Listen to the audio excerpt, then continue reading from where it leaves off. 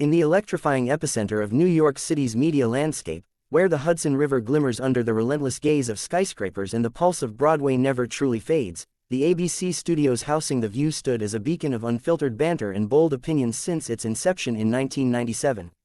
On this particular crisp October morning in 2024, the air was thick with anticipation as the show's production team buzzed like bees in a hive, adjusting lights that could illuminate a small stadium and sound-checking microphones that had captured confessions from presidents to pop icons. Joy Behar, the sharp-tongued co-host whose wit had aged like fine wine since her days as a stand-up comedian in the 70s, arrived early, her signature bob haircut impeccably styled in her outfit, a vibrant red blazer over a crisp white blouse, screaming confidence.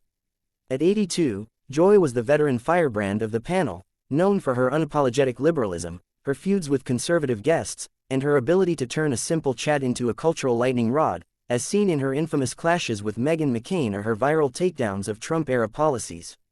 Today, the guest of honor was none other than Al Pacino, the 84-year-old cinematic titan whose gravelly voice and intense stare had defined generations, from the brooding Michael Corleone in the Godfather trilogy to the tormented Tony Montana in Scarface. Pacino, fresh off a Tony nomination for his Broadway revival of Shakespeare in Love and promoting his memoir, Sonny Boy, a raw recounting of his Italian-American roots, Hollywood heartbreaks, and the ghosts of lost loves like Jan Tarrant and Beverly D'Angelo, stepped into the green room with the quiet gravitas of a man who had stared down Coppola's camera without flinching. Dressed in a tailored navy suit that hugged his still athletic frame, a crisp white shirt unbuttoned just enough to reveal a hint of silver chest hair, and loafers polished to a mirror shine, Al sipped black coffee from a styrofoam cup, his dark eyes scanning the call sheet while chatting amiably with producers about his passion for method acting and his unexpected friendship with Robert De Niro, forged in the fires of New York theater in the 60s. The other co-hosts, Whoopi Goldberg, the EGOT-winning sage with her dreadlocks tied back in a mischievous grin, Sunny Hostin, the poised legal eagle in an emerald-sheathed dress, Sarah Haynes, the bubbly blonde mom of three in pastel pink, and Alyssa Farah Griffin, the former Trump aide-turned-moderate voice in a chic pantsuit, gathered for their pre-show huddle, giggling over Joy's latest zinger about aging gracefully in a youth-obsessed industry. The audience, a diverse mix of 200 loyal fans from across the tri-state area, filed in waving signs like, "Al's our Godfather" and "Joy's got jabs," their excitement palpable as the theme music swelled and the hot set, adorned with plush armchairs in jewel tones, a gleaming coffee table strewn with faux magazines, and a massive backdrop of the Manhattan skyline, came alive under the Klieg lights. As the cameras rolled, Whoopi kicked things off with her booming laugh, introducing Al with flair. "Ladies and gentlemen, he's the say-hey kid of the silver screen, the man who made, hoo-ah." A battle cry, "Al Pacino." The crowd erupted, Al rising to wave with that trademark Pacino smirk, a mix of humility and mischief, before settling into the hot seat beside Joy, who leaned in with a conspiratorial wink. The segment opened light. Whoopi probed Al about his early days hustling in the Bronx, dodging street fights and dreaming of Brando. Sonny asked about his directing debut with the documentary, Looking for Richard, drawing parallels to her own legal dramas. Sarah gushed over his romance with Noor Alfallah, the 30-year-old producer who had borne him a son at 82, quipping, "Al, you're proof that love, and fatherhood, knows no expiration date." And Alyssa delved into his political evolution, from registering voters in the 70s to his critiques of Hollywood's cancel culture.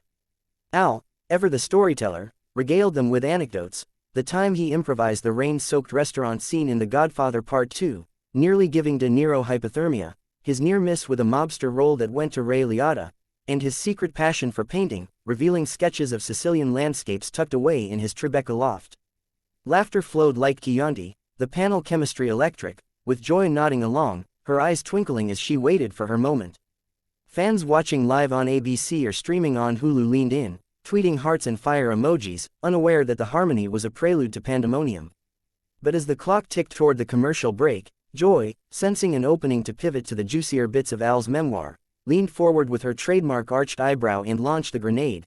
"Al, honey, in Sonny Boy, you spill all about those wild 70s flings, Jill Clayburgh, Diane Keaton, even a rumored tryst with a certain mafia princess. But come on, at your age now, with a baby on the way back then. Weren't you just the ultimate Hollywood player, breaking hearts left and right while us ladies chased the dream?" The studio tittered, expecting Al's self-deprecating chuckle, but instead, his jaw tightened, that famous intensity flickering in his eyes like a storm cloud over Vesuvius. Al had poured his soul into the book, confronting not just the glamour but the guilt, the absentee fatherhood to twins Olivia and Anton, the addictions that shadowed his Oscar wins, the Me Too reckonings that forced him to examine his own power dynamics. Joy's quip, meant as cheeky fodder for the housewives at home, landed like a sucker punch, reducing decades of complexity to tabloid fodder. Joy, Al rumbled, his voice low and laced with that unmistakable Bronx gravel, I've owned my mistakes in these pages, more than most men in this town ever will. But reducing a lifetime of love and loss to player jokes. That's not funny, that's dismissive. The audience hushed, sensing the shift, as Whoopi interjected with a nervous laugh, whoa, Al's bringing the heat, Joy, you poke the Don. But Joy, never one to back down from a verbal joust, doubled down, her New York tenacity matching his, lighten up, Pacino. We're all flawed, hell, I've got 4 ex-husbands and a mouth that writes checks my heart can't cash. It's just girl talk, don't go all Scarface on me. The barb cut deep, evoking Al's most iconic villain while ignoring the vulnerability he had just bared. Al's face darkened, his hands gripping the armrests as if to steady a rising tide. You think this is a joke? I've buried friends to the bottle, lost roles to my demons, and now at 84, I'm starting over with a son who'll ask why daddy wasn't there. Your girl talk trivializes that pain for ratings. The panel froze, Sonny's mouth formed a perfect O, Sarah whispered, oh no, under her breath, Alyssa shifted uncomfortably, and Whoopi waved placating hands like a referee. The audience murmured, phones already capturing the unraveling in shaky vertical videos destined for TikTok virality. Joy, her cheeks flushing under the makeup, fired back, Al, if you can't handle a little ribbing on live TV, maybe stick to the movies where they edit out the messy parts. It was the tipping point. Al surged to his feet, his chair toppling backward with a crash that echoed like a gunshot, his voice booming in that operatic timbre, this isn't banter, it's bullying dressed as humor. I've got nothing left to prove to you or this circus, good day. With that, he stormed off stage, weaving past stunned crew members, his coattails flapping like a matador's cape, leaving a stunned silence in his wake. Whoopi ad-libbed a desperate, Al, come back, we love you. As producers scrambled to cut to break, the house band striking up an awkward jazz riff to fill the void. Backstage, Al's publicist hustled him into a waiting town car, his phone already exploding with texts from De Niro, you okay, kid? And Coppola channel that fire into the next role. Meanwhile, the studio erupted in chaos, executives barking orders, co-hosts huddling in a circle of apologies and what-ifs, and Joy, uncharacteristically quiet, staring at her notes as the weight of the moment sank in. Within minutes, #Pacino vs Joy trended worldwide, clips racking up 10 million views by lunch, fans divided between, Team Al, Joy crossed the line. And, Team Joy, he overreacted, it's the view. Pundits on CNN dissected it as a clash of eras, boomer bravado versus Gen X grit, while therapists on podcasts diagnosed trigger responses and boundary violations. Al, en route to JFK for a red-eye to LA, dictated a statement to his manager, the view was meant to celebrate stories, not sensationalize scars.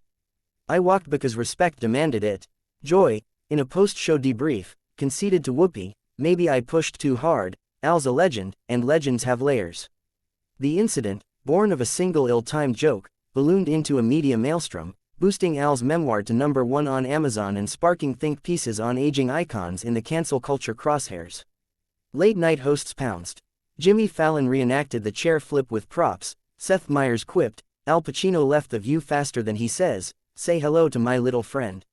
Yet beneath the memes lurked a poignant truth, in an industry that chews up vulnerability, even gods like Pacino bleed. As the sun set over the Empire State, the city that birthed both stars whispered of redemption, perhaps a sit-down reconciliation, or simply the quiet knowledge that sometimes, storming off is the bravest scene of all. This viral clash wasn't just entertainment, it was a mirror to our own unhealed wounds, reminding us that behind every icon's glare is a man asking to be seen, not slain. Character count. Approximately 8,500 expanded narratively for depth. As the digital dust settled from Al Pacino's dramatic exit, the corridors of ABC's headquarters transformed into a veritable war room, with executives pacing like caged lions, public relations mavens typing furious damage control missives, and the co-hosts of The View retreating to a sun-drenched conference room overlooking Times Square for an emergency powwow that stretched from noon into the amber hues of dusk. Joy Behar,